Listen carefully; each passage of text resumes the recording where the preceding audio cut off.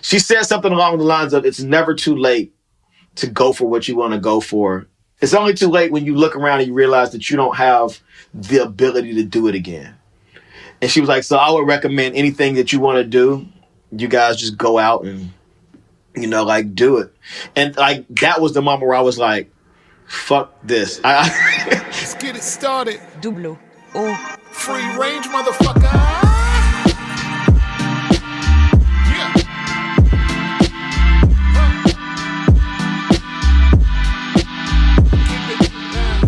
Check 1, check 2. You are tuned into episode 2 of Free Range with Double O. Our guest on this week is my man, Donwill, 1/3 of Tanya Morgan, co-host for Shouting at the Screen, music consultant, DJ, hilarious Twitterer, and just all around successful jack of all trades. And that was kind of the point of this podcast. I wanted to, catch up with him, but really dive into this new era of multi-hyphenates and how the idea of solely staying in your lane essentially doesn't exist anymore.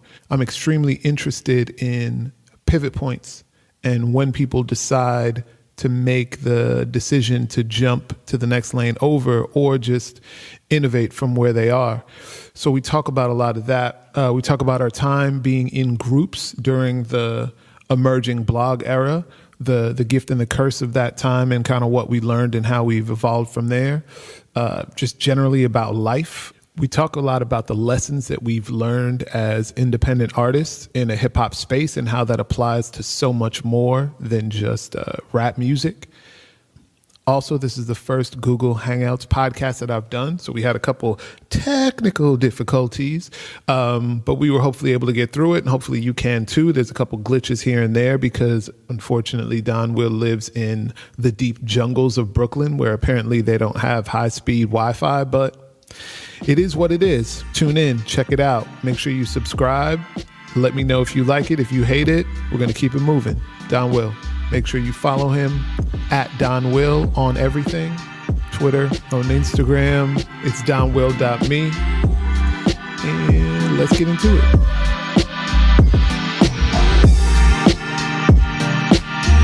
All right, we rocking. We tried to get this going tried to get it going on Skype and it didn't get to go.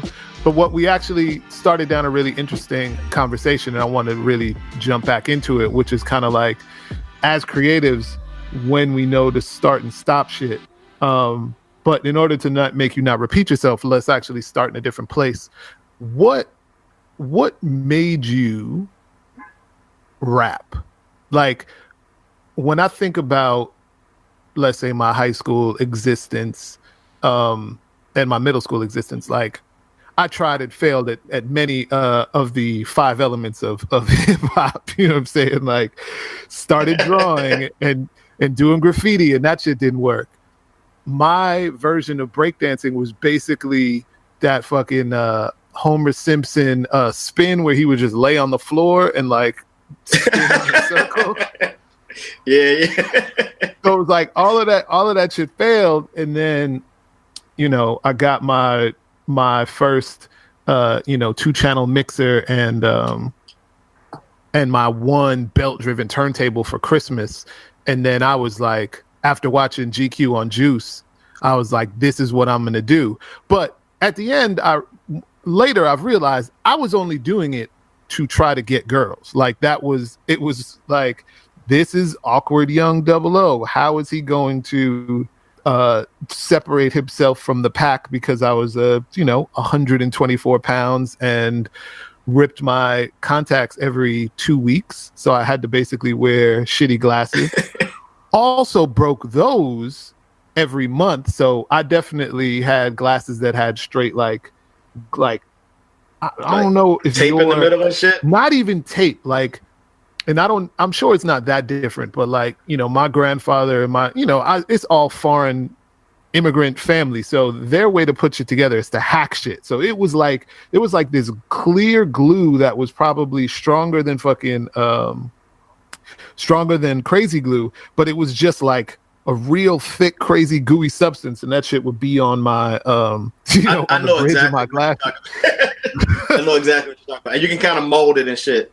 Yeah, but that was what made me like all of that awkwardness, and me having hair not like my dad and not like my little brother. So the only person that I could look to was like Keanu Reeves for trying to figure out how to get a haircut. Like Omar Epps, for some odd reason, in Juice was like the first time that I was like, yeah, this all makes sense now.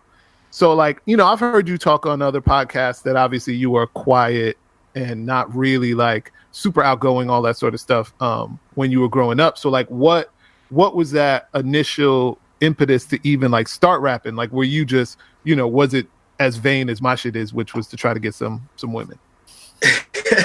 It was, so it's in phases, because I didn't start like trying to professionally put out music until I was in my 20s, mid 20s, which is old for, you know what I'm saying, like a rapper or whatever.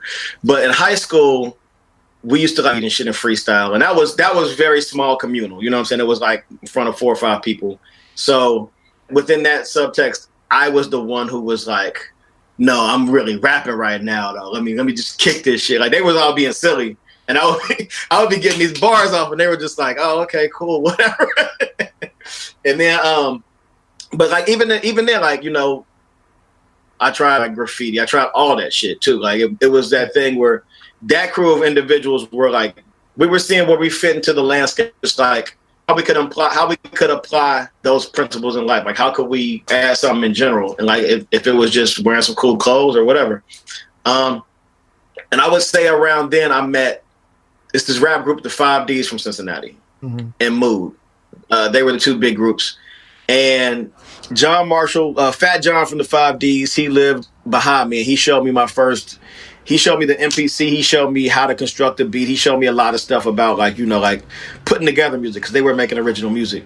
That was when I first saw music, like recording equipment, because I would make little pause tapes and shit for fun. Like everybody did that.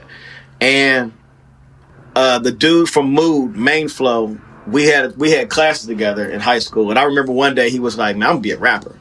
I was like, nigga, you can't be a rapper. Like that's not a real thing. How are you gonna be a rapper? And he did it, you know what I'm saying? But like those 2 people and those 2 crews were my first like ground level view of becoming a musician. And when I went to college, I didn't really know anybody there except for Ilyas.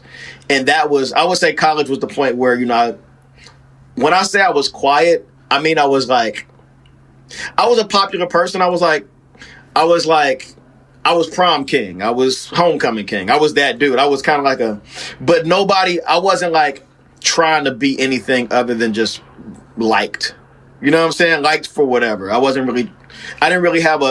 think that I had like a special talent or a gift that was worth sharing.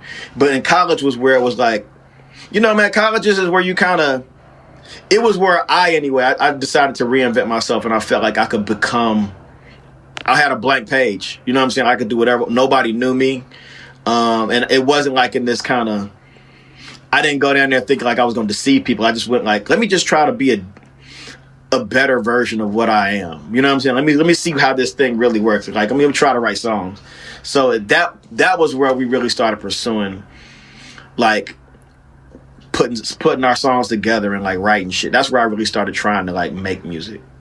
Yeah, no, that was, it's interesting. When I was listening to the It's the Real podcast, I realized that a lot of our upbringing, even though we're, I wouldn't say we're that I will actually say we're a little generationally different, because, I was a freshman in high school when Illmatic came out, and you were probably a freshman close to like Chronic, I was right? a freshman in high school in 1990. Okay, so even before that, so you're really catching like early, so like NWA, De La Soul, 3 Feet High and Rising, and all that. Like fun fact: the first concert I ever went to by myself was an NWA show. Oh, that's ill. My first concert ever. Oh, I went to middle school and high school in Lakewood, New Jersey, which is like an hour from New York after my parents moved out. And and I must have been in 8th grade, and my parents let me go, and it was Wu-Tang Clan in the high school gymnasium, and the opening act was Intro, the R&B group. Wow. Yo, Intro is one of my favorite groups of all time. And that's like I guess it's not that odd of a pairing when you think about the time. Extremely odd of a pairing. It's extremely like, it's got to be one of the weirdest things. And then there was like a local dance troupe that like opened the show, and that shit was even weirder because they were just doing straight like, you know, it was like a dance hall set where they were like twerking upside down on their head and all of this shit. And then you have Intro come on, and then Wu-Tang comes on, and it's like, yeah, man, who booked what high school booking agent? Yo, put that shit together. Yo, that was dope though. They figured it out. But yeah, it's interesting because you and I, we have these weird parallels where it's like, for me, even when I was DJing in high school, it wasn't necessarily it wasn't like, oh, this is what I'm going to be doing. Like I was 100% kind of like, oh, this is just what I do. And this has basically helped me become a more personable person. Like for me, or more known or whatever. Like for me, between athletics and DJing is kind of what led me to the same stuff. Like I was, by the time I graduated, was student class president and all that sort of shit. But real quick though, like even with the student class president thing, like I would say being a self-starter in music, there's this sort of leadership quality you have to just even to make it. Like you just have to you have to have this sort of like, I'm going to do this kind of mentality about it. Like and like there's a leadership quality to it. Oh yeah, to what we've done as well. Leadership, but I really call it a ridiculous sense of delusion because. Yeah. Because you're like, so I'm going to make something in my bedroom and the whole world needs to hear this shit. And this is going to be like the biggest thing ever. And I am just, hacking together, random pieces, like so much of how I view life now is obviously because of all those initial moments of really, you're constructing so much from random pieces and constructing so much from nothing. And you're kind of like, this fits here. And then this fits here and this fits here. Okay, cool.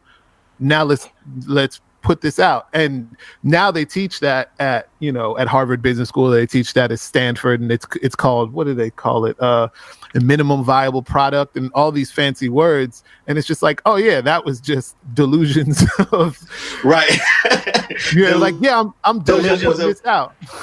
Like, I think about that from time to time, like, especially as now, like putting music together now, stuff to release. This is like some of it is just figuring out who your audience and who your fan base is. And some of it is just, like your own voices, like telling you your own filter. But sometimes I'll be making shit and I'm like, why do I feel like this is important enough for anybody to hear? You know what I'm saying? Like sometimes it's just you have to really, I think that early on, everything that I did, everything I wrote, I felt like the world had to hear it. I felt like it was, oh, this shit's amazing. This shit's gonna kill X, Y, Z. Like, this shit's like as good as, this shit's like Slum Village. This shit's like whatever. Whereas now it's like, now that you have like some sort of like scope and backwards vision, like hindsight on what you've done, it's like, not everything needs to be shared. You know what I'm saying? Yeah, no, it's interesting. Have you gone back? Have you ever like really done an audit of like the first stuff that you ever recorded and kind of like and come to your like, what the fuck was I ever thinking that this was good? Like, yeah. So like I sent Vaughn like before Tanya Morgan formed, I had sent Vaughn a cassette tape of songs that like we had just made, like my crew had made in college. And there's one song where I had a Tascam 4-track recorder, so I didn't really have a lot of, there's not a lot of leeway with you have a limited number of tracks. Yeah, it was like a Quasimodo bite in a way, because I had like all these weird voices and shit, and I was talking to myself, and I had a sped up voice and a slowed down voice, and I was singing, and I forget what the fuck was that song called. I can't remember what it's called, but I remember that was the one he hit me up about. He hit me up back then, like, "Yo, what the fuck is this?" and he wasn't saying it like a way like, "Yo, this is crazy." He was saying it like in a way like, well, "Nigga, what are you sending me? Like, what is? Are you okay?" Oh, it was called Big Audio Crack. Big Audio Crack. Oh man. And I still have it. If I could find it, I'll send it to you so you can be like, nigga, yeah, you should have kept that to yourself. No, I mean, it's funny because you really go back and you're like, the one thing that I can always say is really, yeah, you literally have to have the blind courage and mixed with delusion to do half the shit that takes it to get anywhere, because it's like, I didn't start making beats until college. And when I got out of high school and I got to UPenn, I'm thinking that I'm going to this, Ivy League school. It's going to be about all of this nerdy shit. I'm going to run. I was running track. It was like, okay, cool. Like that's going to be the focus. And then all of a sudden I happened to walk on campus when you had, John Legend was a year ahead of me. I don't know if you ever heard the group Dugius. Yeah. Yeah. So Dugius was also his year. And then the homie Ted Chung, who is Snoop's manager, but at the time was the rapper Slant. And then there was another group that my homie Brian Peterson was running.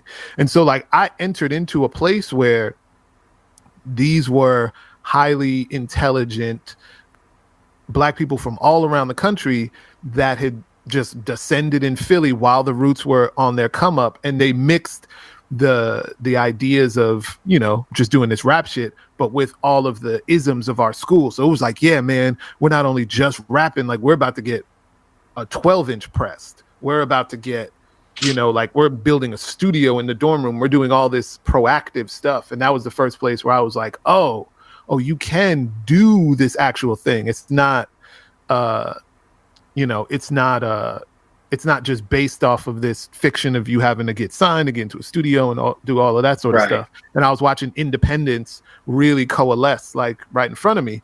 But the first beat I ever made when I used my, definitely use a credit card that I'm still probably paying off now, and bought like a Optima keyboard from Radio Shack. And my homie bought and I bought a drum machine. I spent all damn summer saving up to get a Boss drum machine.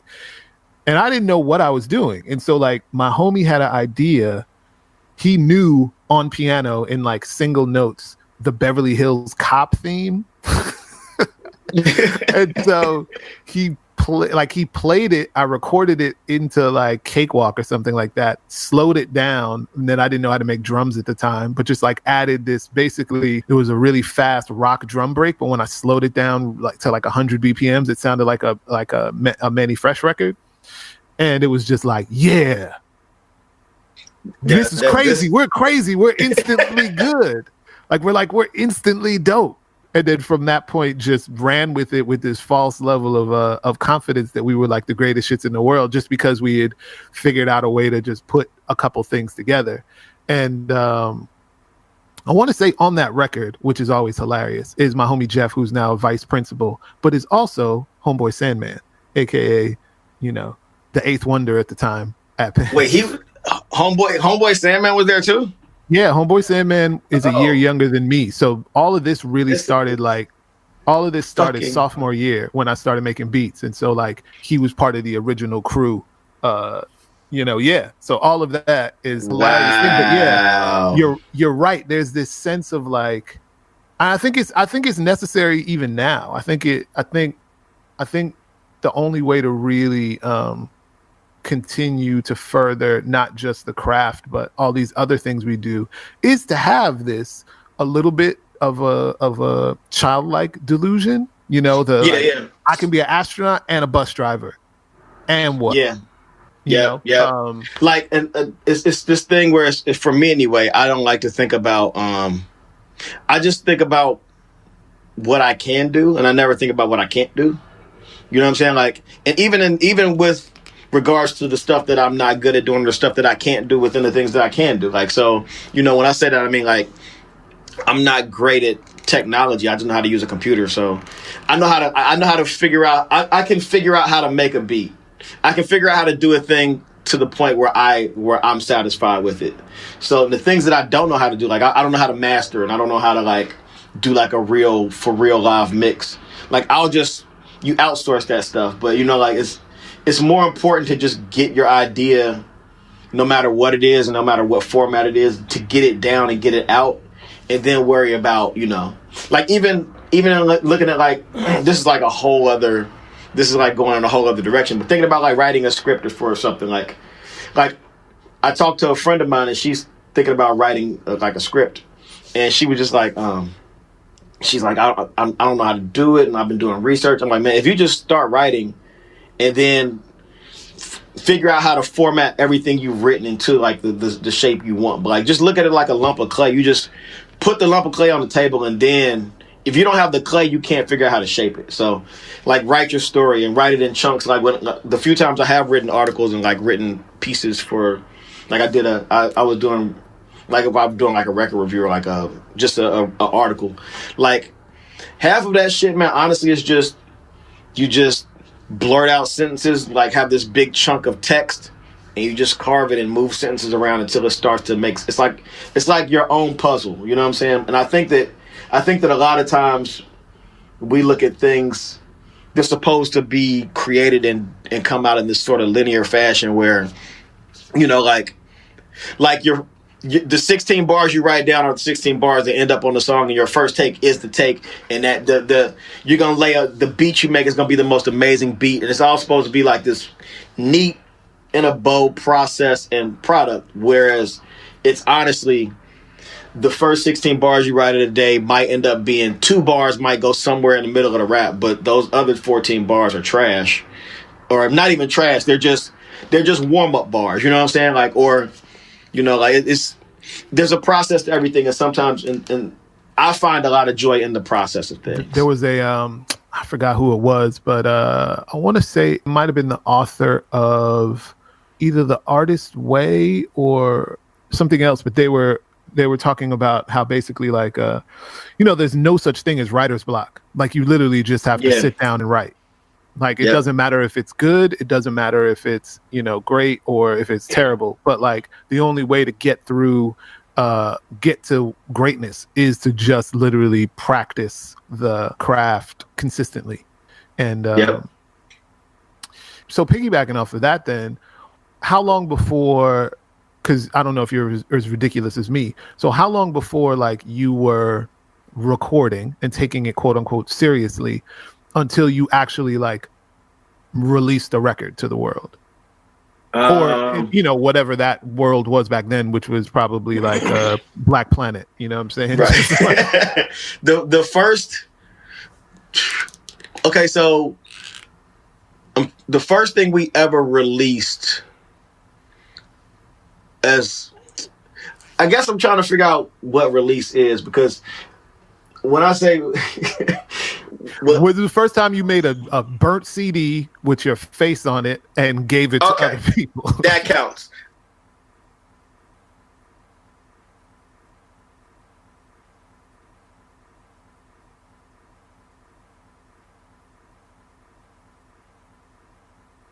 All right, so that would have been in college. That would have been when I was at A&T, and, you know, we put together a bunch of demos, and we kept making demos, and then so it probably took about 2 or 3 years before we found a studio, figured out how to recreate the beats in that studio, and recorded our voices on and had it pressed up. That would have been in 1999, and that's we started recording in 96. We started buying up equipment and, like, you know, like, making demos. That would have took 3 years.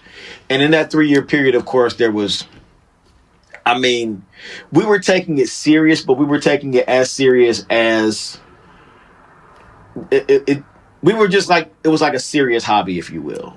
But 99 was the year when we went to the studio and, like, We started collaborating with other local acts and shit. And that was the year where, you know, that was the moment where, like, hearing those songs played back from the control room, sitting on the studio floor, I think that was the moment for me where I was like, okay, this got to be something. Like, it definitely has to be something. Like, and it wasn't the best. Like, those songs aren't the greatest songs in the world. My vocal performances, I mean, I had 3 years to get those verses to sound like something. Some of them don't sound great. Some of them sound great. But all in all, it was the first time I heard my voice on playback, and I started thinking about my voice as an instrument and thinking about the words I was saying and how to better what I was doing, and how, like, it was that sort of analytical thing that made me start to feel like I had a thing there. Because prior to that, it was looking for jobs in graphic design. You know what I'm saying? And even after that, I was like, okay, I'm gonna find some graphic design jobs. I went to back to Ohio for a little while, and I went to school for photography. I got some secondary education in photography, and I'm in class, like, I'm like 25 or something. I don't know, 24. And I remember a photographer came to speak to the class. I don't remember her name or anything. She was just an older white woman, like in her 60s or something. She was rich. She was married to a rich husband. She had a rich husband or some shit. And she was just like, I was just this bored housewife, and I just picked up a camera, and now, I started shooting, and it became my passion. I think she said something along the lines of, it's never too late to go for what you want to go for. It's only too late when you realize that it's only too late when you look around and you realize that you don't have the ability to do it again. And she was like, so I would recommend anything that you want to do, you guys just go out and, like, do it. And, like, that was the moment where I was like, fuck this. It was towards the end of the semester. It's toward the end of the school year. So at that point, I still thought photography and graphic design. I just wanted to do art. I wanted to just be involved. So at that point, I started pushing really hard to be a photographer. And, I was doing, like, shooting weddings and shooting shit and shooting events or whatever. And I had I ended up getting a show in Los Angeles, like a photography exhibit. And that was where I met the dude that ended up signing Tanya Morgan, which is, yeah. So did you realize, or did you think about it, like, obviously you wanted to do art, but, I was in a group as well. And the reason why we even had a first music video is because, I was taking film at school, and it was just like, they were like, yeah, do a music video. Now, what they wanted was to put music to, like, a damn, like, a blanket blowing in the wind or some shit like that, like some very artsy whatever. But me, I straight up was like, nah, I'm about to shoot a music video. Right. And but, like, those skills that you were acquiring at the time, were you, because I definitely wasn't, but at the time, did you even think that they would be as useful to you later on, as I'm sure they were, because it was like, oh, we need to make an album cover, or, oh, we need to shoot this thing, or, oh, we need to do, whatever. You're acquiring this skill set that is going to only help you in your independent pursuits, especially, in the group. Like, were you thinking about it like that back then, or was it just like, oh, I'm interested in this, and then I'm interested in this? It was the latter. It was just, it wasn't a deliberate, strategic, well thought out plan. It was just kind of roaming around and feeling things out. Like, I think that a big theme of my life early on was that, in high school specifically, like towards the end of your high school career, they start pushing you to figure out what you want to do with your entire life. Like you have these guidance counselors, and you end up spending thousands of dollars in school for the rest of your life. It's just like, figure out your life right now. And you don't really realize that you're an 18-year-old who you don't know what the fuck you want to do. And right. And, like, look at, like, hindsight now, I could see that I was just kind of running away from whatever the fuck it was. Like, I didn't know what I wanted to do, so I just kept trying to do other things. So it was like, I don't know what I want to do. Let me try to do photography. I don't know what I want to do. Let me try to do graphic design. I don't know what I want to do. I'm going to try to get a job as a teacher. I just kept trying things because I didn't know what I wanted to do. And when I finally figured out what I wanted to do, which was music, that was when it was just like laser focused, and everything that I had done up to that point kind of folded in. Everything from the organization and just the work ethic of coming from a 9-to-5 mindset, applying that to like trying to be a musician, to learning how to put a track together, to just the public speaking aspect of teaching, or like the public speaking aspect of like giving a presentation and applying that to a stage show. Like anything that I had done up to that point, I started trying to figure out how to apply it, because I know that I know that we all have all these different random experiences that seem so separate, but they're all things that you've done. So in a way, they all can fit together if you just figure out how to take bits and pieces of everything and mash it together. 100%. So now looking back, because obviously now we're in this space where it's like, you have a ton of these like super entrepreneur people who are just like, oh, fuck school, fuck spending that time there because you could be doing all this other stuff. I know that if it wasn't for school, I wouldn't have had the opportunities to do any of the things that I'm doing now, because it was a place for me, like you said, to kind of like play, explore, and start to figure out these other things. Like, do you look at it now as like do you look like, oh, I should have left early, or I should have not worried about it in this way? Or is it just like, I'm glad I went there because it built everything that I am, especially the group is built because of school too. So it's yeah. I'm glad that I went, and I'm glad that the timing. The only thing if I could, not on some woeful regret shit, the only thing I wish I would have done was try to go to New York, try to get to New York sooner. And I say that because when you're young, when you're younger and more adventurous, you can adapt to having less, and you can adapt to struggle a little bit easier. You wanted to live in that downstairs, under the ground, Freddy Krueger fucking basement with no windows apartment. You're like, man, all I need is a cot and next to this furnace, and I'm good. That's the thing, man. Like, you're going to have to do it regardless. You know what I'm saying? Like, and that's the part that breaks people. So for me, when I finally did move to New York, I went from a 1-bedroom apartment in DC to a cement floor in my friend's basement. And I slept in there and slept in that thing for like 3 months, like a month or two. Sometimes I would get a couch. And then when I finally did get an apartment, it was just like renting a room in somebody's brownstone. It was like, man, if only I was 5 years younger, this would seem so cool. It was just that thing where,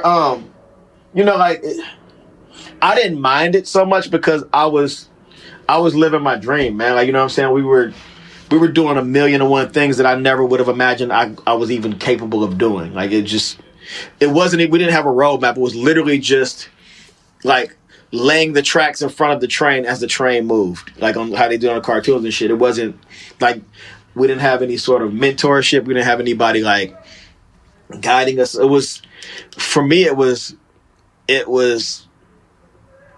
like at the moment, it was exhilarating. It was super fascinating. But if you asked me to do that same thing right now, and you told me like, hey man, but I'm telling you, your wildest dreams will be coming true, it'll just feel like, what am I doing? Like I wouldn't be able to, because I have a different set of responsibilities now. So, like I'm still living my dreams, and I'm still doing things that, I want to do, but I'm also responsible for a child. And, like my mom is at an age now where, my mom, like my family's getting older, and it's just a different level of responsibility. Like being selfish about your goals and being like really tenacious and being really focused on your goals. It looks different when the world around you starts to need your attention more.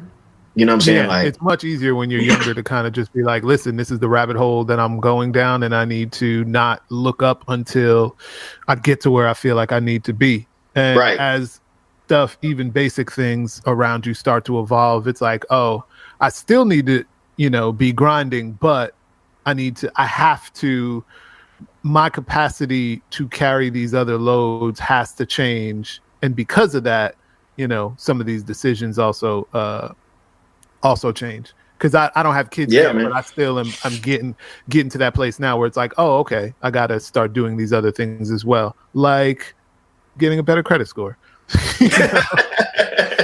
I mean, you know, it's nice to have a good credit score. That shit is even though it's some bullshit, man. It basically is a score of how good you are at owing people money. We're like, man, this dude is so good at owing people money that we're gonna just place him at the highest thing so he can get more money to owe. Dude, my credit card, like they gave me a higher credit limit without me asking. That shit pissed me off, man. Like, cause you know, like my thing is, cause I'm pretty good at paying my bills, but my thing is, I'm good at paying them because I understand where the ceiling is.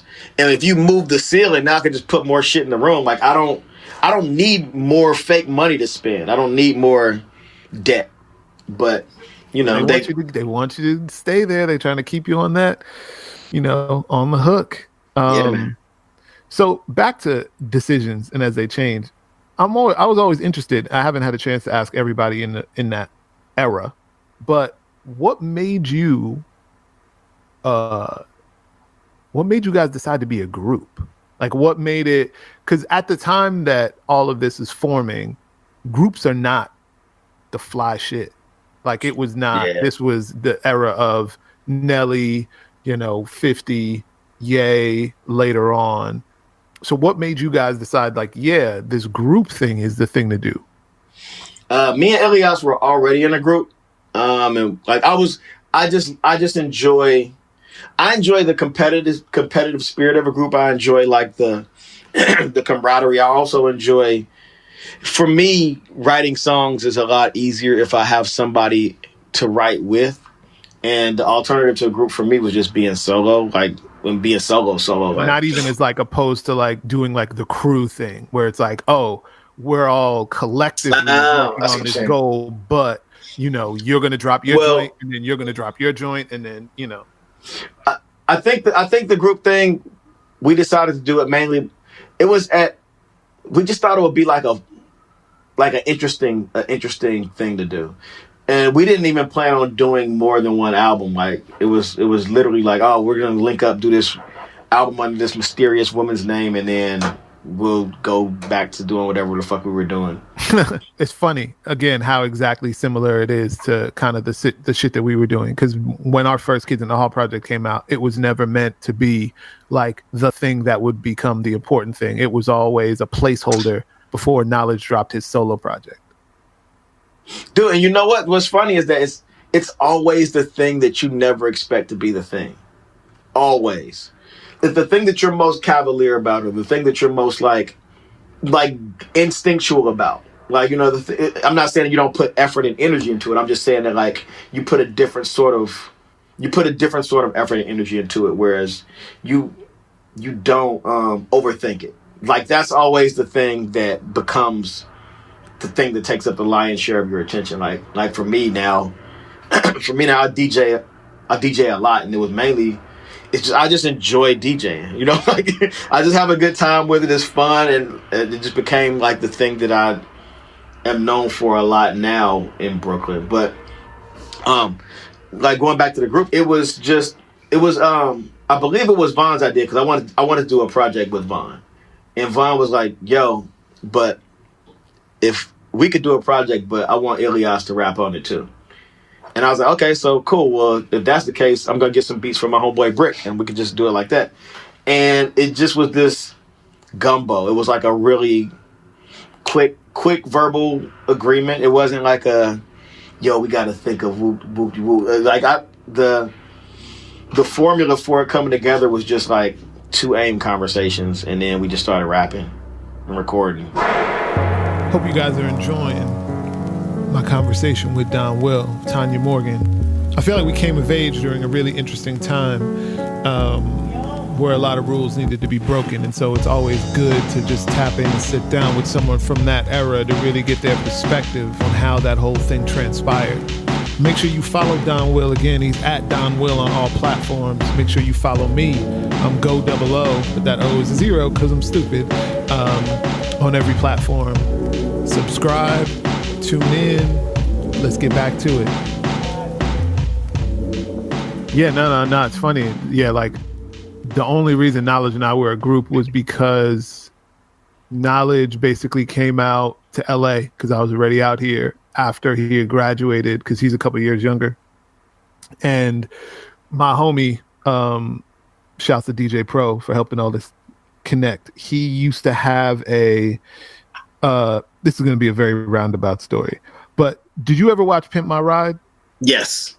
Okay. So do you remember the ice cream truck episode? Vaguely.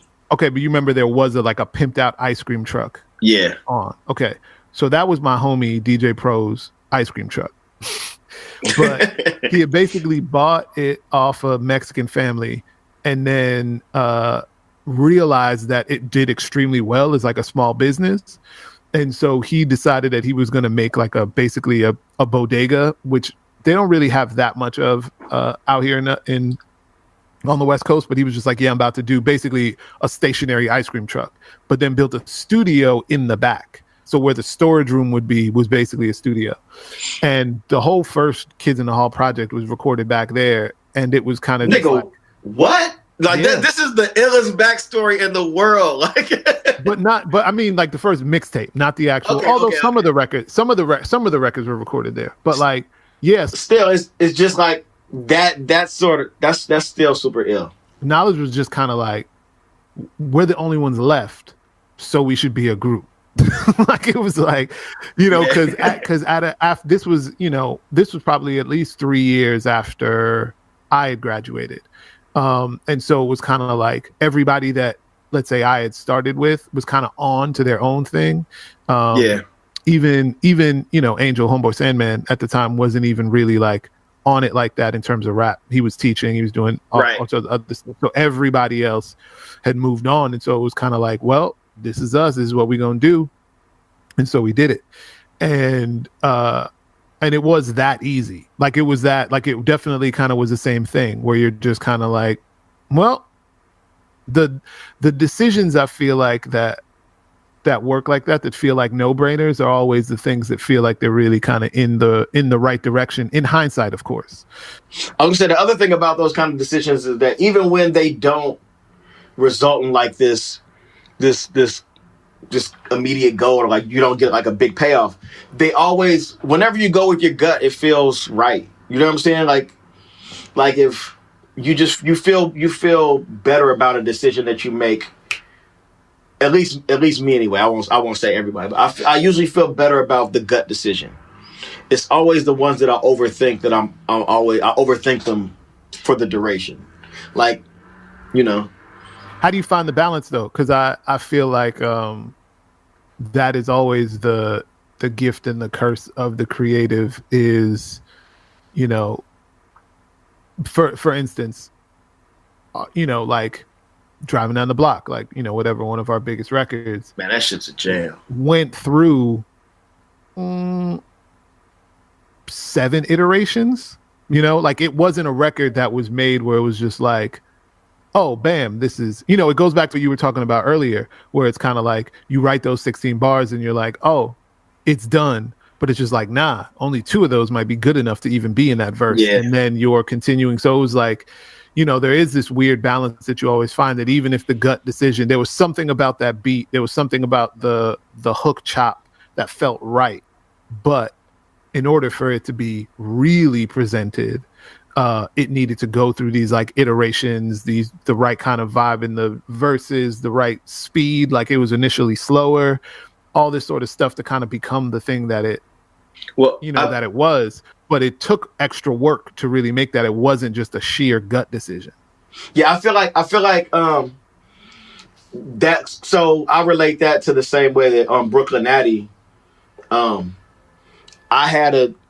made it a point to really enunciate and lose my, like, try to make sure that my words were clear. And then try to like sometimes I would write a verse or record a verse, and it would be little shit like one word that I would have to like. I would be hung up on changing certain phrases and words so that it didn't sound as, so that it didn't sound like just a dude with a Midwest accent. Mainly because in a lot of the reviews and shit, people were misquoting me mainly because they couldn't understand what I was saying. Like if I say, like my Midwest accent is, it sounds Southern and West Coastish in a way where people just, it's really mixed up. But all that MC Breed, man. You already know. But like it's I think that even that's a form of a gut decision where it's like you have like a premise or like a thing that you're standing on, and you're unwavering from it in a way where like, you know, like you knew that you had the kernel or the seed of a thing with driving down the block, and if you would have gotten too far away from what made you feel like it was what put that decision in your gut, you would have stopped and you probably would have stepped back from it. But like I think that part of making a gut, especially when you found an audience and when you've released music and when you're trying to, you know, expand on it, like that's in itself, it's just an expanded gut decision. You're like, oh, okay, so this demographic likes my music. I can cater to them, or I can just say fuck them and go another direction. Like, but that in itself is a decision. It may be a decision that you made a while ago that you're still kind of like feeling the effects of, or you're still in the middle of. But I think that when you have this sort of like, I don't know the right word for it, but when you have this sort of, I'm just going to say premise for now, but when you have this sort of premise, or when you have this sort of principle or ideal that you're working under, a framework that you're working within, it makes like this, the decisions are kind of made for you. Like you decided like, okay, we're going to work on this song until it sounds the right way. And you have to make decisions while working on the song. But all of those decisions are rooted in the same sort of like thing. Yeah, no, once you, like you said, once you have the loose structure, the loose framework, and you're like, oh, this could be a good idea, then it's really just improving on that until it feels like it's a strong enough structure, building, whatever, to kind of release out there. And it's never going to be, done. So here's a question to you: like when you're producing stuff, like how do you go about it? Like, are most of your things approached with a sort of strong song structure idea in mind, or do you just sit down and go clear? Like whatever you come up with is what you come up with. For something like Driving Down the Block. So funny enough, specifically for that record is a 2 year, a year and a half lingering idea. So like during that time, and I'm sure you can relate to this as well, a lot of times when you're at the end of a project, because it's taken, let's say, a while for it to come out, sometimes the mixtapes or records you make immediately after that thing have come out or right before it comes out are better because you've kind of like exhausted the ideas and now you're just having fun and it becomes this very interesting thing. So like our first album, School Is My Hustle, was an amalgamation of ideas that we kind of had to cobble together in like a month and a half because the deal came together so quickly. So we had already kind of like traveling back and forth to Chicago. These ideas were already bubbling of doing the kind of like of doing the flipping a old school kind of acapella over a dope beat. So I know, Shauna Getting Some Head was one of them. And then there was another record that GLC had out that I think A-Track produced that maybe it's Shy State of Mind. I mean, that was another record maybe that the homie Mano produced. Anyway, there were kind of these ideas floating around, and a lot of them spawned from John Monopoly, who was managing us at the time, and he was also managing Shauna and all these things, and it was kind of like his thing, like, oh yeah, this is gonna be like the dope shit would be to be what they're doing in Houston, but on some hip hop shit. Right, right. To take what the chop and screw thing, but flip it in classic hip hop ways. So those were the kind of like ideas floating around. So originally, as I started concocting, I always wanted to do Slick Rick, Fresh Dress, like $1 million. Like that was kind of like the idea, the original idea. And every time I made the beat, it sounded like fucking Halloween. Like it was something, I don't know what it was, but every time I went to make the beat, you know, I would have the hook chopped and I would go to start. It always sounded too sinister. It was nothing fun about it. It was just whatever. So like, you know, so this was before School Is My Hustle comes out. So School Is My Hustle comes out, you know, all of that stuff kind of happens. The little bit of whatever little bit of flame buzz starts happening with Kids in the Hall. And then one day I had made the beat. And I was like, I like this. There's something about this that I like. What would happen if I finally put that Fresh Dress joint on it? And it still didn't sound right. And so then I just started going through like other ideas. And I was like, there's something about this that reminds me of the 808 is super heavy and it just reminds me of some like mid-90s car stuff. And then that's kind of what led me down the rabbit hole of, you know, the Master Ace. And because I've gone back and looked, and I want to say like the same day that I downloaded the Master Ace acapella, I had like a Beastie Boys acapella in there. I had like there was actually a lot of different iterations to try to vibe right. But as soon as the structure came together of that joint, it was just like, oh yeah, it's it. Like this is it. Like it's good to go. But again, like I said, it was like 3 or 4 BPM slower, so it still was like rocking way slower. And then originally, because the whole concept of that whole project was we wanted to do every song was supposed to have a feature on it for the original kind of the in crowd. So, you know, we already had the Fonte record, I want to say, and we already had the Black Milk record. So this was supposed to be, we had met the Cool Kids like a couple months before. And so it was like, oh yeah, let's get them on it. And then this would be that record with them and us. And so I think Mikey recorded a verse on it originally. And that was like the second or third iteration. And then we could never get Chuck on it. Then we sped it up. And then it was like, well, then it's not going to really work with Mikey's verse. And then, you know, it became all these things before it became the thing. But a lot of times, yeah, for me, when it comes to beats, it's all about memorable melodies first, to be honest. Because to me, that's I can change drums all day, every day. I can play around with drum sounds all day, every day.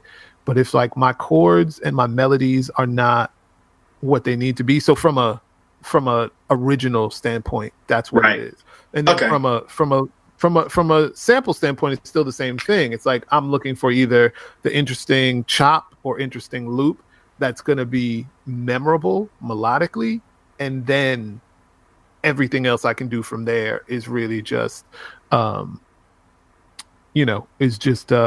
tweaking until it gets right. Because, you know, when you think about like Wheels Fall Off, which was our first official single on Raucous, you know, flipping the 93 till infinity, like that riff is memorable forever. So it was kind of like, yo, that's the stuff that I'm always trying to evoke. Is this kind of like really like melodically interesting joint, and then, you know, whatever. But yeah, for me, that's kind of what I'm always looking at. And as I get more and more into more and more original stuff, it's always really been just about that. Like, let me make sure the melody is there. Yeah. So why'd you get fired from the zoo?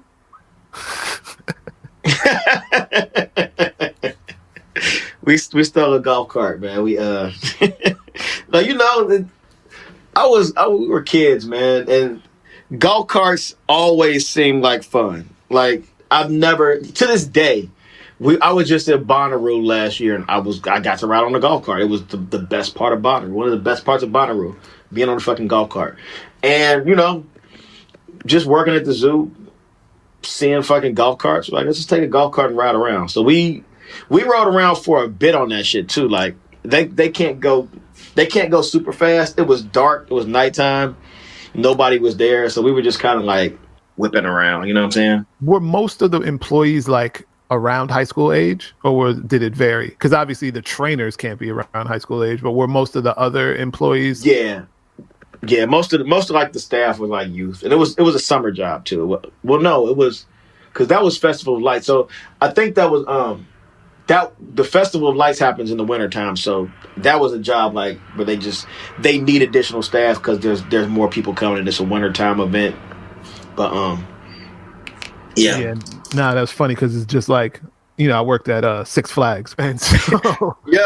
So I worked at the amusement park too. I worked at Kings Island, so I have a little experience with. Security job was the thing to get though. Like that was the shit where you're like, man, you're gonna turn 17 and then you can work at security. You know what I mean? And you're making like, I think they were balling at like $8.25, $8.75 an hour.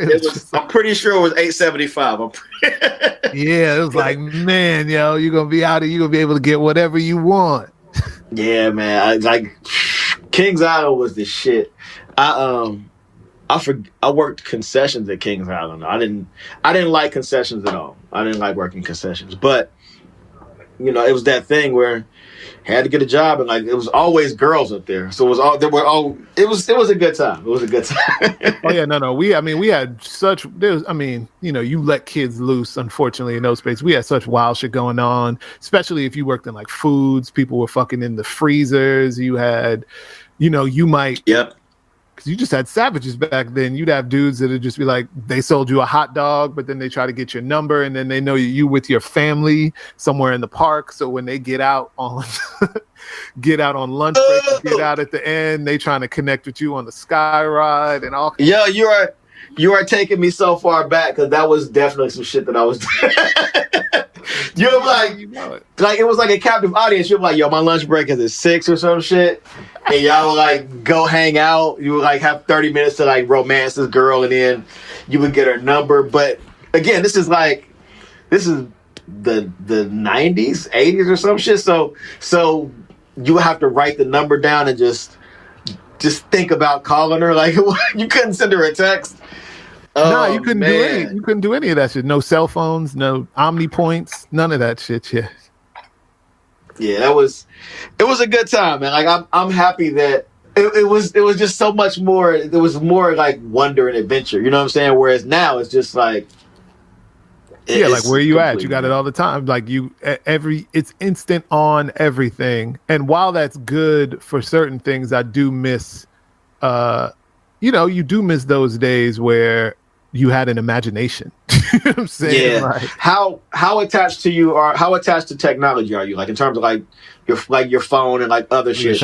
Incredibly attached. Yeah. But as I've, like we talked about earlier, as I've gotten older, as I transition close to this, 40s rolling up on me now, it's like trying to build in better routines to balance out my relationship with these items, because especially as a creative, you realize that they're meant for a huge user base. Like that shit is on some Matrix shit, right? Like all these babies and fetuses plugged into the large organism to keep everything running.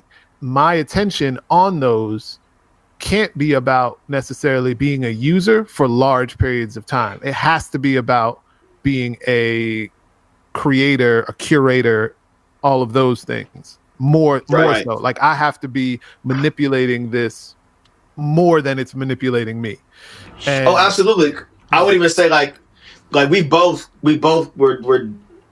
both like in it at the same time. Like we came out around the same time. So like even in terms of how we use technology then, like how we use the internet and how we use computer programs and how we kind of hack things. Like there was a lot of social hacking. There was a lot of like actual hacking. We were trying to figure out how to bend these things to our will a little bit versus just signing up and using it. So they were tools. They were immediate tools, and we were already like, oh, we can use these to do whatever. They weren't. We didn't grow up with it just existing, and it's just like, oh, this is kind of what I exist on. It was like, oh, this thing can help me do X, Y, Z. I can reach these people, on MySpace, on, Facebook. Like, I think I was on Facebook when there were probably like, I don't know, only 7 schools or something, 4 schools or something like that. And so it was like, it was always, it was always like, how can I use this to further the conversation about whatever I'm trying to promote? But after a while, you also become a fan of the things and you spend a ton of time in its ecosystem, and that shit is going to affect you like it affects everybody else. It's going to get you trapped down the rabbit hole of YouTube. It's going to get you trapped in the algorithm of of Instagram and all that sort of stuff. So, I'm trying to be better at it. I'm trying to meditate more. I'm trying to do all this stuff that for me, I thought was just like, not necessarily like hocus pocus, but was just not necessary. Then I'm like, oh no, this stuff has been around for a reason now. Like this. Yeah. Like, and you start to lose sight of who you are and what you like, or, you know what I'm saying? Like, because everything's being served to you. Yeah. And you're meant to react to everything. Yeah. You're meant to, there's so much information constantly hitting you that it's like, you have no time to even be like, oh, I don't even really care about this. It's just like, oh, hot take. Or, like, like quick, I didn't even, watch whatever everybody else is watching on Twitter, but I'm going to react to it because that's what, like what's going on right now, the miniseries of, the R. Kelly joint. And it's like, everybody's having all these conversations, but I'm always wondering like, all right, what's going to happen? Are people still going to be talking about it? Is it going to be top of mind? Is it going to be number one trending, or are we going to be onto some whole other shit? I've tried to start doing things that have made me slow down, especially as it relates to albums. That was a big thing I did last year. It was just like, I'm going to get what I need to get to be able to DJ, but I'm going to hold off on really listening to bodies of work, or I'm going to listen to bodies of work for a longer period of time. Like I'm going to commit, like how you used to have to commit when you copped the CD, when it was just like, oh, okay, I got this new yay. So everybody's going to hot take it because it's only 7 songs. But you know what? I'm going to listen to this thing 7 times in a row, 10 times in a row. And you start to get you get a different feeling than you do if you just listen to it once and be like, oh, this is trash, it's gone. It's like, no, you pick up nuances. You pick up all these things that occur that you would have picked up back then. Because if you didn't like a record in 96, you still listened to it multiple times before you were kind of like, thank you. You let it really like sit and fester. And then you were able to have even real conversations with your homies about stuff where you're just like, no, but in track 17 or whatever, track 11, yada, yada, yada, this happens. Like, it's still dope. Cause think about it. Like, do you really think all the volumes, all of, all the Jay-Z volume 1, volume 2, volume 3 could have survived in this era? Oh, absolutely not. Absolutely not. Like, but that's the thing. Like, we had to be more patient with our releases because they happened once a week, and there were only a few albums you were actually interested in, no matter what genre. You could look across genres, and there were like maybe a handful of albums that you were like, oh, I want to check this out. And again, like, it may have been you struggled with it, so it may have been like an album that you purchased and didn't love immediately. But the fact that you had to wait a whole ass other week, and the fact that you had this financial obligation to enjoy it, because that $15 was money that you like, you just had a different relationship to the things to the money you spent. So it was definitely we were more patient, and we dealt with our music differently back then. Yeah, so I've been trying to get better at that, but it's all we're all works in progress. So I feel like everything is gonna slowly shift into hopefully a more manageable way, because I do think there's entirely too much information that is just being blasted out at a consistent basis, and I guess we have to evolve to really be able to take it in, or shut out whatever we need to shut out. But when it, bringing it back to the beginning a little bit, when you think about, because obviously your hands in a lot of stuff, DJing, comedy, still Tanya Morgan, still the solo stuff, being a dad. How do you perceive yourself or your mind when you step out and do all these different things? In other words, like, I see myself kind of as like a almost like an engineering mind / sort of hacker before almost anything else. Like, because I feel like all the things that I did when I was buying stupid weird parts from Radio Shack, when I was, 6, 7, or 8, and entering science fairs and doing whatever little sort of stuff, to putting together GI Joes incorrectly, or correctly my way, is what led me to even do any of this stuff production wise, in the music space, with Kids in the Hall and DJing and all that stuff and beyond. Is just like, at its core, I am this thing that's trying to, hack through these kind of ideas. Like, what do you see yourself as when you view the world and you're trying to analyze and move forward in it? I see myself as just an art school kid.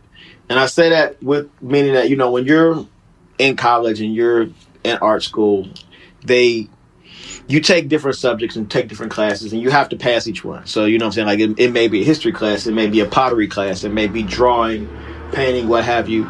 Like, it didn't matter if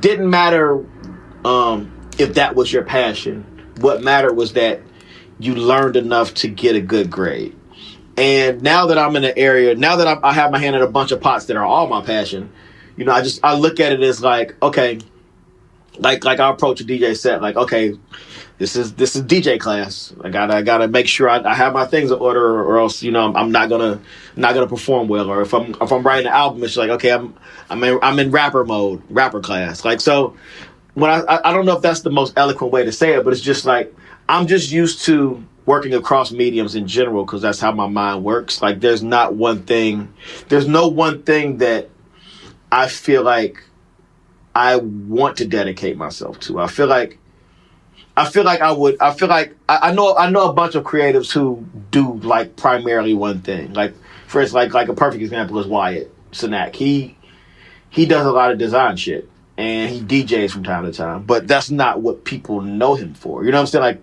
Like he basically employs it in a way where he'll have very specific and he knows exactly what he wants visually or in terms of like audio shit, because he understands how it's created and he can do it himself, but he doesn't. You know what I'm saying? Whereas me, I kind of use it the same way. Whereas, especially when it comes to like say we're putting together an album, I'll primarily focus on like just making sure the songs are tight.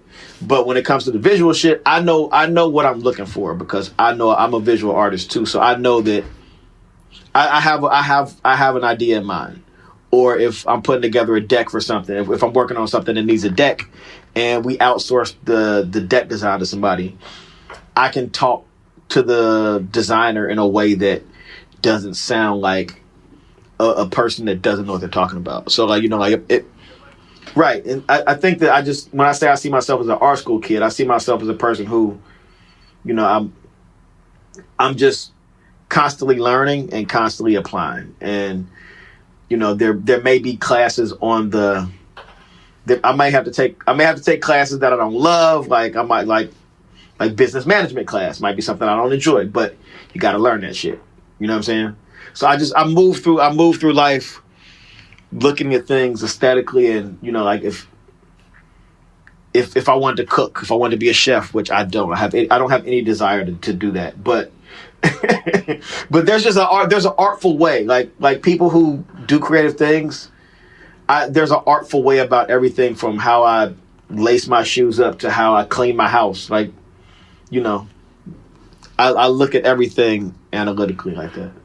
Yeah, no, it's funny. Oh, although I wouldn't say, I guess it's analytically, because it's not. Because that's been my argument for, our last year of madness as it relates to artists delving into the political space, is that these two things are diametrically opposed. Because as a creative, you're supposed to be bending and seeing what's in between the lines in order to find the connections and the beauty in those sort of ideas and presenting them to the world.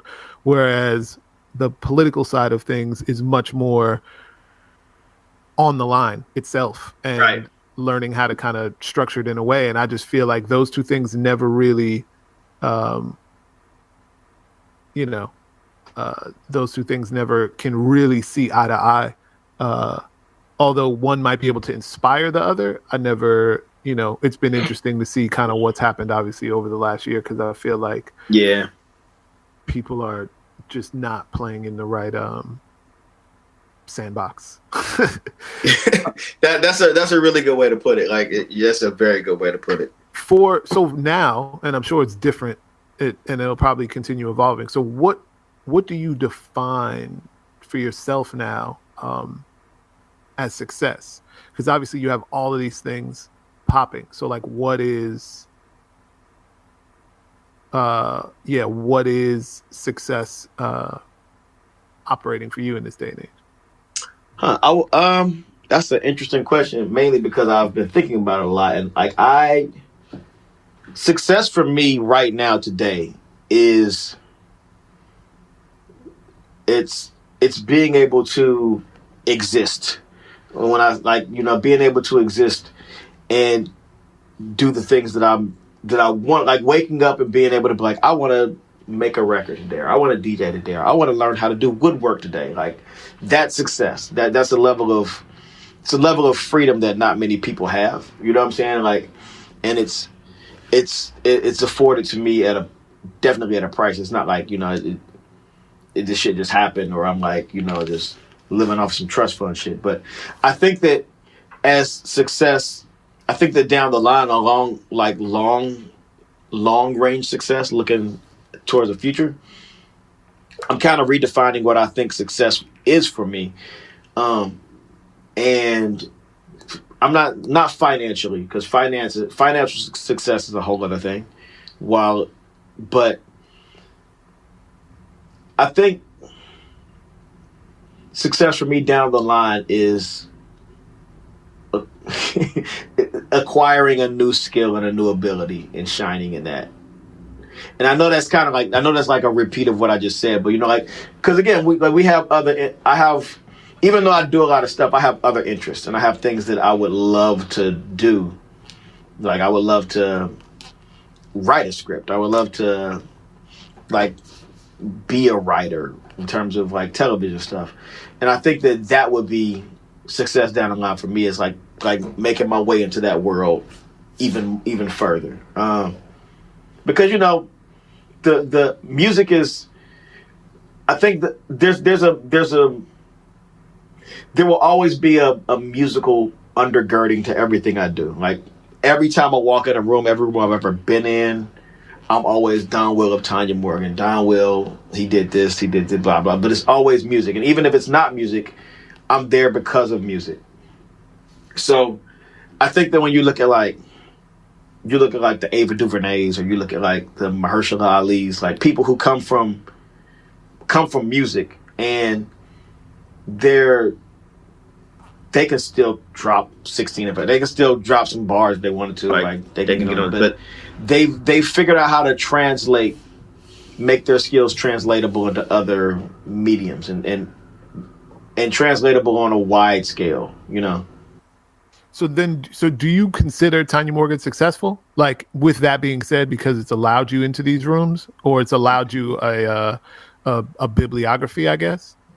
I would say Tanya Morgan's successful, and I would say that because even though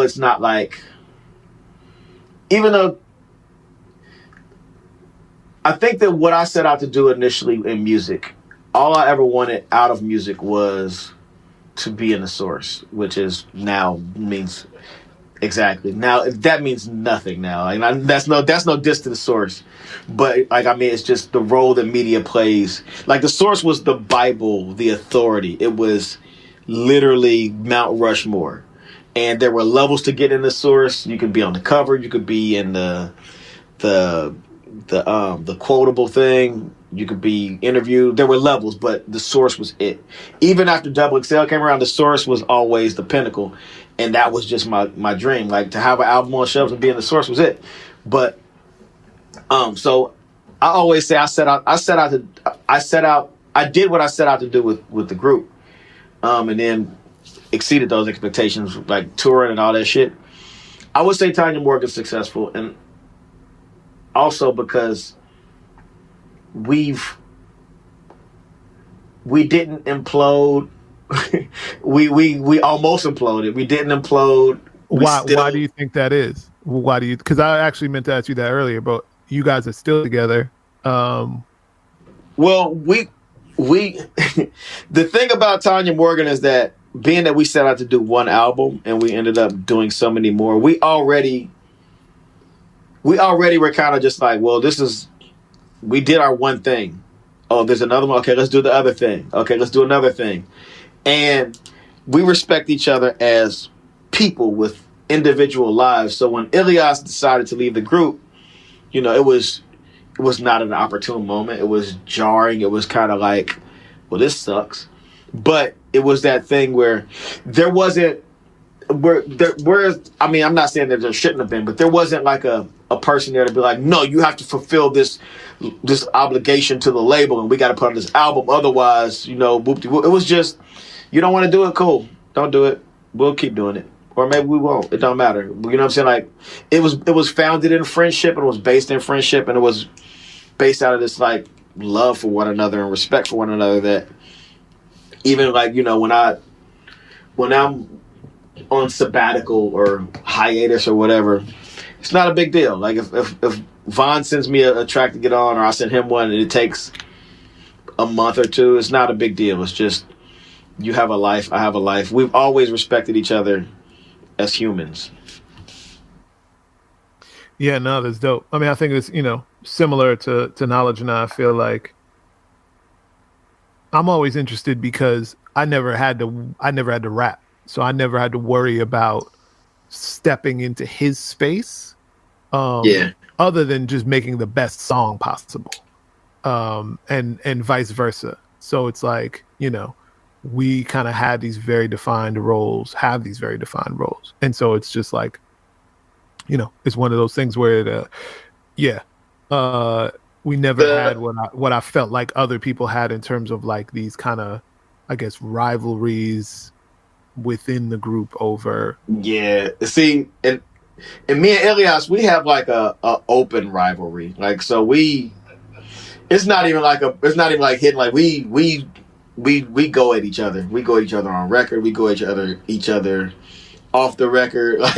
Like he'll text me like, man, you really kicked my ass on that song, but I got you in the next one. You know what I'm saying? It's just the sport of it. Because me and him we wouldn't battle, but we would sit around. Like, that was the dude who I would sit around with and freestyle for hours. And I no exaggeration, we might be on a road trip to Ohio and literally freestyle for 6 hours, just going back and forth, smoking, freestyling, fucking like sharpening each other's skill set. And we know each other as artists in a way that like it was our chemistry as artists is amazing. Like me and him, we definitely, you know, sharpen each other in a way that me and Vaughn complement each other and me and Ilyas sharpen each other. You know, like I say that meaning like me and Vaughn, we never really compete because we kind of just know what each other. We're confident in what we do. Me and Ilyas though, that shit was just straight up. It was a fight. And sometimes I miss the fight. Sometimes I do miss, you know what I'm saying, being able to joust with my brother. And we have some shit that we recorded too. But again, I would say that even that, like everything is different for everybody. So being able to still have a relationship with him on and off the microphone, that's wildly successful with me. Like I look at it different, man. I know that you know, there's another side of success that can be, you know, again, I keep saying financial because I know that a lot of people tether money and success to one another. But you know, me and Vaughn, we'll go do a show in Paris or some shit. We don't really do too many shows. We put out an album. We want to put out an album. I mean, there are certain areas that I feel like we could have done better at in terms of, if we're gonna be honest, there are certain areas that I feel like we could have did a little bit better at in terms of like trying to like releasing albums and selling albums and shit like that. Like, it's kind of difficult to sell an album. Yeah. But so I would say that, you know, as artists and as men, we're highly successful. Yeah, like as a business, I don't know. I don't really know. I never really got it. I never really got into it for the business side of things, and I never really. I mean, it's one of those things where I'm not that. I won't say I'm not savvy, because I'm whatever you choose to focus on is what you're good at. Yeah, and clearly you out there getting the bag now, so it's like it's not that get the bag. Yeah, yeah. I'm kind of rambling somewhere. No. I feel you. I mean, it's yeah.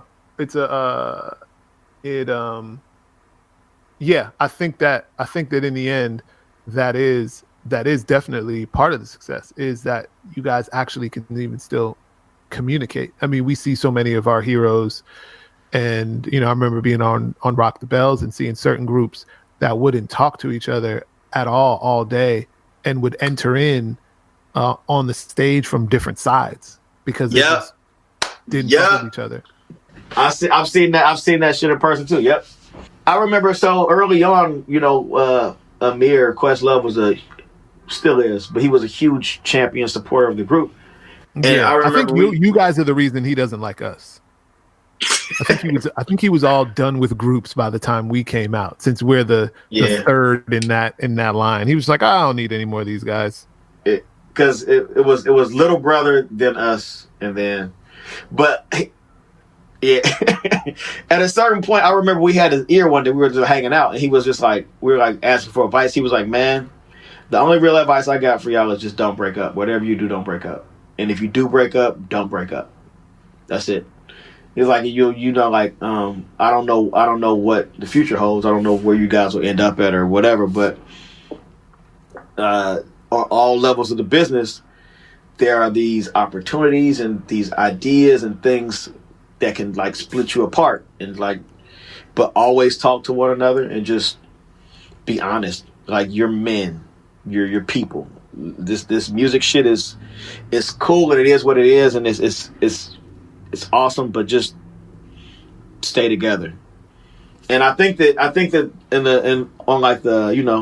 the stay together thing is, you can take it on one level as like just be a group and keep rapping and putting out projects. But stay together meaning like if something does happen, like have Ilyas's back, have Von's back. If Ilyas says he doesn't want to be in a group anymore, don't go to litigation or just hear him out and figure out why he doesn't want to. Like, it's respect each other as men, and that was probably like one of the most resonant things that anybody had said to me at that time, and especially coming from him. It was like, no, certainly. I mean, it's funny how much, and I guess this just happens with, obviously with life and growing up, but I still feel like there's something inherent to the way that hip hop is structured, the way that it's created, the way that it is disseminated, that has these really strong, if you let it, has these really strong lessons that you can kind of take and apply to all facets of your life and the world, because the industry that it's built on is so bullshit that it's like, man, if you can survive this and you can deal with, like you said, laying down the railroad tracks literally as the train is speeding, down them, that it's applicable to so many different facets of life. Yeah, man. Like even in moving over to comedy and like going over there and doing stuff in that world, it's miles apart.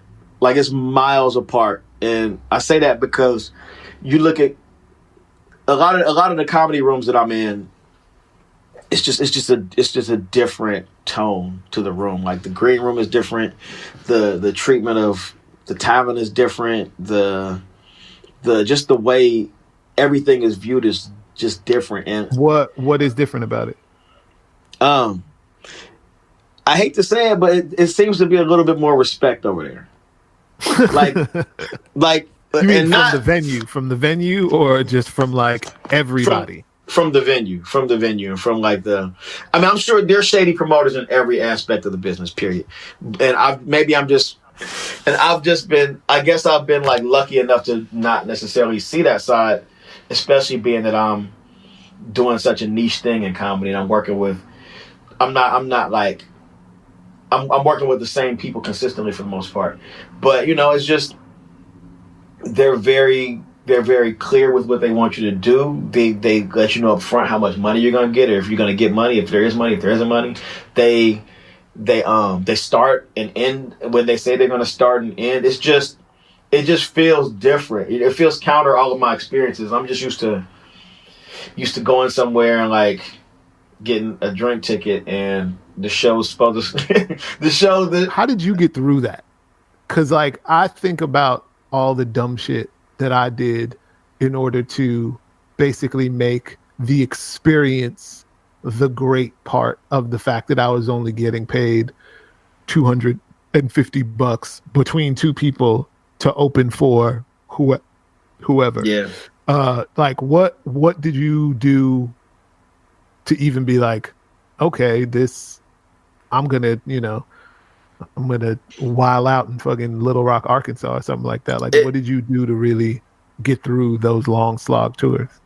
It's gonna sound corny, man, but it was literally just standing at the merch booth and not even selling merch, but standing there and people like respecting the fact, like people knowing the words, or people like loving the music, like when people will come up and say, yo, man, I fuck with y'all heavy. This song got me through XYZ. Or like, man, you one of my favorite rappers. Or this song, like that shit, it would just, that was it. And I loved being on stage. So like performing was my favorite thing. I enjoyed the stage part more than making the music, more than anything. Like that was it. So those long slog tours, it was that 30 minutes, that 45 minutes. That was it. Like, I was so hyped to get on that stage that sitting in the van for 6 hours and then checking into Motel 6 and then showing up early for sound check and nobody's there and you check anyway, and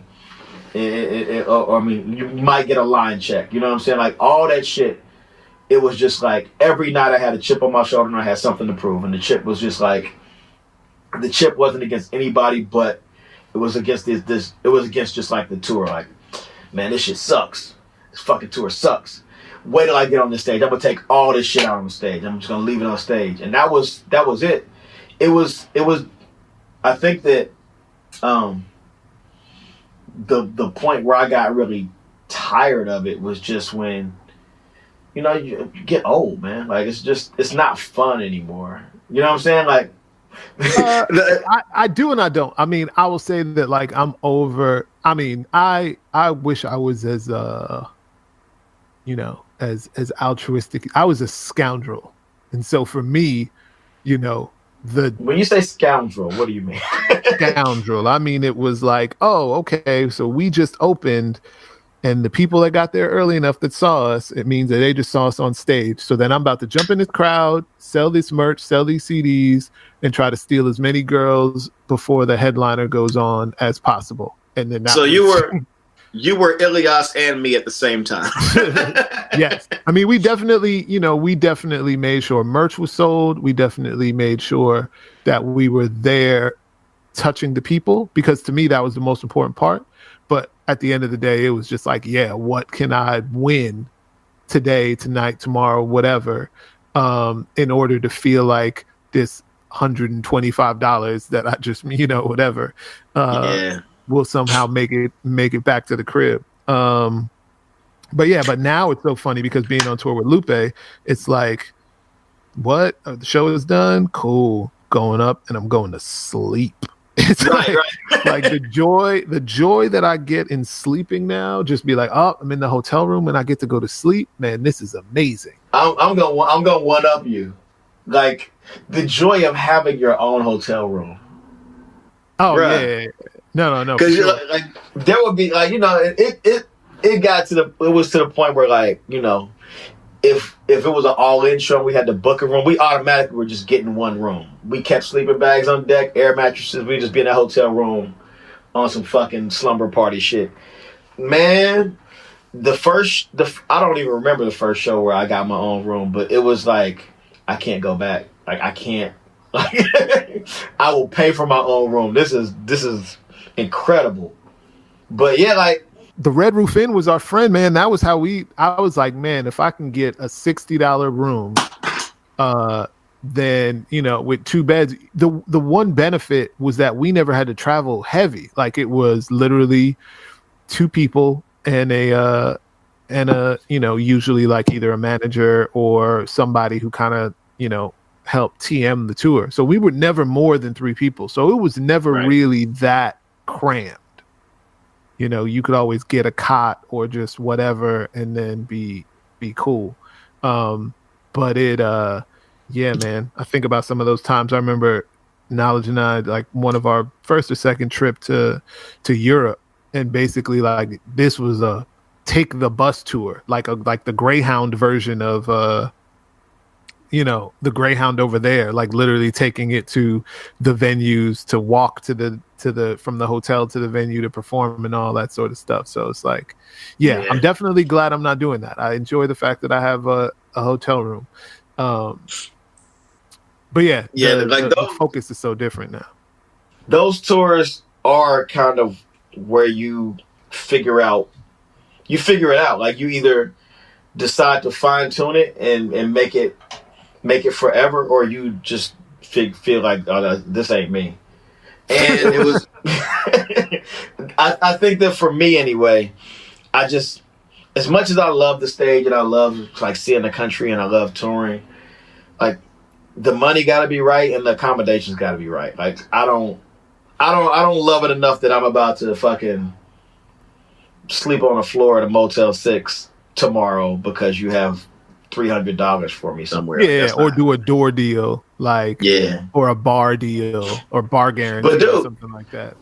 Dude, I'm gonna say you take either one of us back in the day, like it was like, you gonna pay me to rap? Nigga, let's go. Where we go?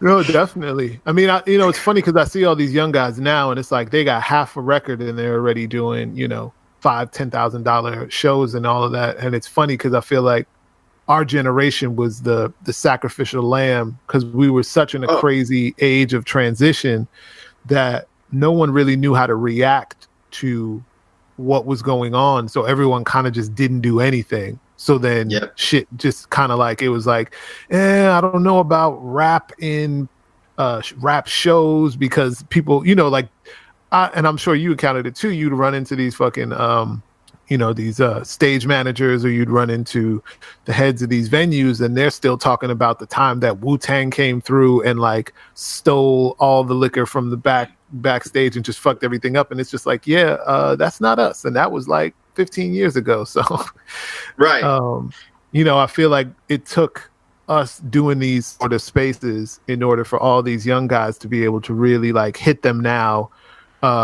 without any of the we had to erase the memory of the 90s. Yeah, absolutely. And then like going back to the tech thing, like we definitely were sacrificial in a sense that like a lot of the tactics and strategies we were employing, and not even necessarily that effectively, we were just like figuring shit out. They have apps and tools dedicated to that now. So like even down to analytics, like our analytics was hopefully you get email addresses along the way and email people. You know what I'm saying? Like whereas they can pull up their listenership on Spotify and see how many people in what states, cities, countries are listening to them, and then like you can fine tooth your data now to the point where if you're approaching this from a business sense, you can kill out the gate. Versus, we were just like literally, we were helping them write software because we just had needs that. Yeah, we could obviously talk about this shit all the time. So yeah. wrap it up, man. Thank you once again for your time on this podcast. Good luck with everything that you have going on, and I look forward to seeing you in some of these writing rooms. You're gonna have to make your way out here soon if you're trying to do all of that, you know. I know, man. I've been I was planning a trip out last year, and things kind of got hectic, so I didn't get the chance to do it. So I got a plan to come out soon this year. I'm coming back. Remember, just like your travels to New York, sometimes you just got to do that shit. Yeah, man. But yeah, thank you.